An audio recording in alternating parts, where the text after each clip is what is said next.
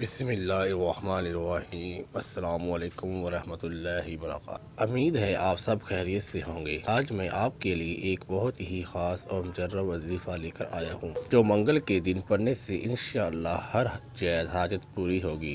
منگل کا دن خاص طور پر حضرت علی سے منسوب کیا جاتا ہے اور اس دن کی عبادت بہت برکت اور فضیلت رکھتی ہے۔ آج کا وظیفہ ہر اس شخص کے لیے جو مشکلات میں گھرا ہوا ہے، قرض میں مبتلا ہے یا کسی بڑی حاجت کی تکمیل چاہتا ہے۔ ویڈیو میں آگے بڑھنے سے پہلے آپ سے ایک گزارش ہے، اگر آپ میرے چینل پر نئے ہیں تو برائے مہربانی چینل کو سبسکرائب کریں اور بیل آئیکن کو دبائیں تاکہ آپ کو ہماری ہر نئی ویڈیو کی اطلاع مل سکے۔